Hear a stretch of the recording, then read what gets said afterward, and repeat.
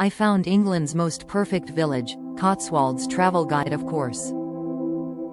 Let us wander together, through words and wonder, into the very heart of England. Close your eyes for a moment. Not to sleep, but to see. Let the noise of the modern world, the relentless ping of notifications, the grumble of distant traffic, the low hum of fluorescent anxiety, simply fade away. In its place, imagine a different sound. The gentle, rhythmic crunch of gravel underfoot on a path that has been walked for centuries. The soft, whispering sigh of a breeze as it dances through ancient oak trees and ruffles the fleece of sheep dotting a hillside. The distant, melodic chime of a church clock tower, marking the hour not with urgency, but with a gentle, reassuring permanence. This is the sound of silence in the Cotswolds. It is not an emptiness, but a fullness. It is the sound of peace itself. Welcome to the Cotswolds. It is not merely a location on a map, a designated area of outstanding natural beauty in south-central England, though it is proud of that. It is a feeling. A deep, resonant, and profoundly emotional experience that begins not in the eyes, but in the soul. It is the undeniable sense that you have, somehow, come home to a place you've never been, a memory from a life you might have once lived. It is a living, breathing postcard from an England of the heart, a tapestry woven from golden stone, emerald hills, and the gentle, unhurried pace of a life well lived. The golden hues, a landscape built from sunshine. The first thing that will steal your breath, that will truly and physically make your heart ache with its beauty, is the light. The Cotswolds seem to be bathed in a perpetual, honeyed glow, even on a misty morning or under a soft, gray blanket of cloud. This magic is born from the very earth itself, the famous Cotswold stone. This isn't just any stone. It is oolitic limestone, formed millions of years ago when this entire region was a warm, shallow Jurassic Sea. Tiny fragments of marine creatures settled on the seabed, and over eons, were compressed into a rock that is uniquely beautiful and workable. Its color is a mesmerizing palette of gold, butter, honey, and toasted oatmeal. It possesses a warmth that cold granite or red brick simply cannot emulate. It seems to absorb the weak winter sun and store its heat, radiating it back with a gentle luminescence. In the high summer, under a bold blue sky, it shines with a dazzling, almost blinding brilliance, as if every cottage, every wall, every church is quietly humming with captured sunlight. This golden stone is the thread that stitches the entire region together. From the northern reaches near Chipping Campden, down through Broadway and Stow-on-the-Wold, to the southern charms of Painswick and Castle Combe, the same material is used. It creates a breathtaking visual harmony. A manor house grand enough for a king and a humble shepherd's hut in a remote field are built from the same fabric of the earth. This is the Cotswolds' first and greatest lesson, a profound and beautiful democracy of beauty. It speaks of a deep connection between the people and the land, a relationship built on respect and resourcefulness. They built their homes from the very ground beneath their feet, and in doing so, they created a landscape that feels utterly organic, seamless, and eternally grounded. A tapestry of villages, where every lane tells a story. To travel through the Cotswolds is to move through a living storybook, where every village, every hamlet, is a new chapter brimming with character and charm. They are not museums frozen in time, they are vibrant, living communities that have mastered the art of wearing their history lightly, gracefully. Let's amble through a few, not as a checklist, but as a sensory journey. Bourton-on-the-Water, often called the Venice of the Cotswolds, and for a reason. The river Windrush, a name as gentle and meandering as its flow, slips through the very heart of the village, spanned by a series of low, elegant arched bridges. The banks are lined with immaculate greens and those majestic weeping willow trees that dip their slender fingers into the water. It is a place of pure, unadulterated picturesque charm. Children laugh as they try to sail makeshift boats. Ducks glide serenely under the bridges, and the sound of the water is a constant, soothing backdrop. Yes, it can be busy, but find a quiet moment in the early morning or late evening, when the day trippers have left, and you'll see its true magic. The golden stone reflecting in the still water, creating a perfect, dreamlike double of the world. Stow on the Wold. Perched on an ancient hilltop, Stow feels like a place of substance and history. This was once a major sheep market, and the vast market square, surrounded by old inns and townhouses, still whispers of those bustling, wealthy times. Feel the weight of history at the north door of St. Edward's Church, flanked by two ancient yew trees that seem to guard a portal to another time. It's easy to imagine the clatter of hooves, the bleating of thousands of sheep, and the gruff negotiations of farmers in thick wool coats. Stow has a sturdier, more resilient feel. It's a town that has faced the elements and centuries of commerce and has emerged with a proud, dignified character. Curl up in a corner of an old pub here, with a crackling fire, and you can feel the echoes of all those who have sought warmth and refuge within these walls. Broadway. If ever a village deserved the description, handsome, it is Broadway. Its wide, graceful main street, lined with majestic chestnut trees and stunning honey-colored buildings, curves elegantly up the foot of the Cotswold escarpment. Many of these buildings are now exquisite art galleries, antique shops, and inviting cafes. There's a refined, almost artistic air to Broadway. But its true glory lies in looking up. Your gaze is inevitably drawn to the horizon and the breathtaking Broadway Tower, a folly standing alone on a high hill, a silent sentinel watching over the village and the sweeping plains below. The walk up to it is a pilgrimage worth every step, for the view from the top is not just a sight, but a soul-expanding experience. Castle Combe. Often voted the prettiest village in England, and from the moment you descend into its secluded valley, you understand why. It is a place that demands a hushed reverence. There is no modern building, nothing to break the spell. The market cross, the medieval pub, the 14th century church, the cottages with their steeply pitched roofs. It is a perfect, pristine snapshot of medieval England. The only sound is the babble of the Bybrook River flowing under the bridge. It feels like a dream, too perfect to be real. It is a place to sit on the old stone wall, to simply be, and to feel the centuries settle around you like a soft, familiar cloak. Chippingcampden. This is the jewel of the northern Cotswolds, a masterpiece of wool wealth and architectural grace. The High Street is a breathtaking curve of golden splendor, a harmonious succession of fine houses, ancient inns, and almshouses, all speaking of the immense prosperity of the 14th to 17th century wool trade. The magnificent Market Hall, built in 1627, stands proudly in the center, its stone arches open to the elements, a monument to commerce and community. Chippingcampden feels both grand and intimate. It is a town built on success, but a success that was invested back into creating something of enduring beauty for the whole community. Walking its streets is to walk through a living lesson in civic pride. Painswick. Known as the Queen of the Cotswolds, Painswick has a slightly different, more formal character. The stone here has a silvery gray quality, and the architecture is more formal and grand. Its glory is the churchyard of St. Mary's Church, home to 99 yew trees, all clipped with astounding precision into towering, sculptural forms. Local legend says that only 99 will ever grow. If 100th is planted, the devil will pull it out.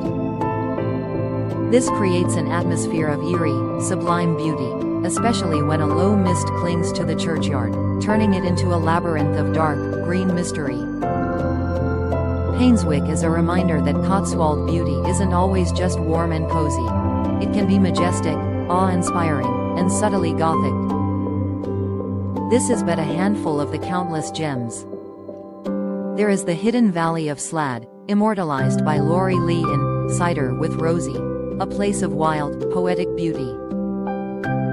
There is the serene elegance of Lower Slaughter, with its old watermill and impossibly clear stream. Each village, each hamlet, has its own heartbeat, its own story. The joy is in discovering your own personal favorite, the one that speaks directly to your soul. The rolling hills. A symphony in green. The villages are the jewels, but the setting that holds them is the landscape itself. The Wolds, Old English for hills. This is not a landscape of dramatic, terrifying peaks, but of soft, voluptuous, inviting hills. They roll away into the distance in a series of graceful curves, like a great green blanket thrown down by a generous giant. This is walking country. This is where you truly connect with the Cotswolds. To simply drive through is to admire a painting from behind glass. To walk is to step into the canvas. Lace up your boots and set out on the Cotswold Way, a 102-mile national trail that runs the length of the escarpment from Chipping Campden to the city of Bath. You don't have to walk it all, though what an adventure that would be. Even a short stretch will reward you immeasurably. Follow a public footpath through a kissing gate, into a field of sheep who regard you with mild, curious indifference. The only sound is your own breath and the skylarks singing their hearts out high above. Climb a steady incline, your muscles warming, until you crest the hill. And then, stop. Just stop. The view that unfolds is the reason you came. It is a panoramic tapestry of breathtaking beauty. Patchwork fields in a dozen shades of green, delineated by dry stone walls, crisscrossing the hillsides like ancient stitching. These walls themselves are works of art, built without mortar, each stone carefully chosen and placed by skilled hands, standing for centuries against the wind and rain. In the valleys below, you see the honeystone villages nestled snugly, their church spires pointing faithfully to the sky. The air is clean and smells of damp earth, grass, and wild garlic. There is a profound emotional release in these moments. The sheer scale and beauty of it diminishes your own worries, putting them into a grander, more peaceful perspective. It is a landscape that inspires not adrenaline, but serenity. It fills you up with a quiet, overwhelming joy. It is a form of therapy for the soul, administered not with words, but with light, air, and space. The hearth and heart, pubs, teas, and warmth after a bracing walk. There is no feeling more utterly blissful than the anticipation of warmth and sustenance. And the Cotswolds provide this in spades, in two of England's greatest institutions, the pub and the tea room. The Cotswold pub is a sanctuary. Step inside one, especially on a cool afternoon. The low, beamed ceilings, the flagstone floors worn smooth by generations, the inevitable crackling fire in a large inglenook fireplace. It welcomes you like an old friend. There is a rich, comforting smell of wood smoke, ale, and perhaps something delicious simmering in the kitchen. Find a corner settle, a bench worn smooth and shiny by countless patrons over hundreds of years. Order a pint of locally brewed real ale, a nutty bitter or a golden hoppy pale, from a cask behind the bar. Hold the cool glass in your hand and feel the fatigue of your walk begin to melt away. This is the heart of the community. It's where stories are exchanged, where locals meet, where walkers compare routes. It's a place of laughter, camaraderie, and deep, deep comfort. Tuck into a plate of hearty, simple food, a steak and ale pie with flaky pastry, a ploughman's lunch with tangy local cheese and chutney, a bowl of thick, creamy soup. It tastes better here than anywhere else on earth, because it is earned and because it is shared with the spirit of the place itself. Then, there is the sacred ritual of afternoon tea. This is not merely a meal, it is an event, a pause in the day dedicated to pure indulgence and conversation. In a charming tea room, often in a low-ceilinged cottage with windows looking out onto a flower-filled garden, you will be presented with a tiered stand of delights. The bottom tier. Delicate finger sandwiches with the crusts neatly cut off, cucumber and mint, smoked salmon with cream cheese, egg and cress. The middle tier. A warm scone, split open, waiting to be slathered with thick, yellow clotted cream and sweet, fruity strawberry jam. The debate over whether the cream or jam goes first is a serious, and delicious, local pastime. The top tier. An array of miniature cakes and pastries, a Victoria sponge, a lemon drizzle, a chocolate eclair. All of this is washed down with a pot of perfectly brewed English tea, served in fine china. It is an exercise in elegance, sweetness, and taking your time. It is a moment to savor, to talk, to laugh, and to simply enjoy the exquisite pleasure of the moment. Beyond the stone, gardens, arts, and crafts, the beauty of the Cotswolds isn't confined to its natural landscape and architecture. It has long been a magnet for artists, writers, and craftspeople, drawn by the light and the serene way of life. The gardens here are works of art in themselves. Visit Hidcote Manor Garden, a masterpiece of arts and crafts garden design, a series of outdoor rooms, each with its own character, separated by lush hedges and overflowing with color and scent. Explore Kift's Court Gardens, next door, home to the famous Kift's Rose, a monster of a plant that tumbles down a bank in a cascade of scent. These are gardens that stir the senses and ignite the imagination. The legacy of the arts and crafts movement, led by visionaries like William Morris, who found inspiration in the traditional skills of the region, is still strong. You can visit his old home, Kelmscott Manor, a testament to his belief in beauty and craftsmanship in everyday objects. In villages like Chippingcampden, you can still find workshops where skilled artisans practice their trades, weavers, potters, blacksmiths, and jewelers, keeping these beautiful traditions alive. A place for all seasons, the Cotswolds wear each season with a distinct and magical costume. Spring is a time of joyful rebirth. Daffodils and narcissi blanket the banks and woodlands in a cheerful yellow. Newborn lambs wobble and leap in the fields, their bleats a constant, adorable soundtrack. The air is sharp and clean, filled with the promise of warmer days. Summer is a lush, green paradise. The fields are deep and rich, the gardens explode in a riot of color, and the long, light evenings seem to stretch on forever. It's a time for picnics in meadows, for lazy pub lunches in sunny beer gardens, and for walks that end with watching the sun set over the hills in a blaze of orange and pink. Autumn is a spectacle of fire and gold. The woodlands become a cathedral of color, with oak, beech, and chestnut trees turning magnificent shades of crimson, amber, and yellow. There's a smoky scent in the air, and a satisfying crunch underfoot. It's a season of harvest, of hearty food, of wrapping up in a warm scarf and feeling the world settle into a state of graceful decline. Winter is perhaps the most magical time of all. When a frost settles, it transforms the landscape into a glittering, fairy tale world. The stone cottages look even more enchanting with a dusting of snow, their windows glowing with warm, inviting light.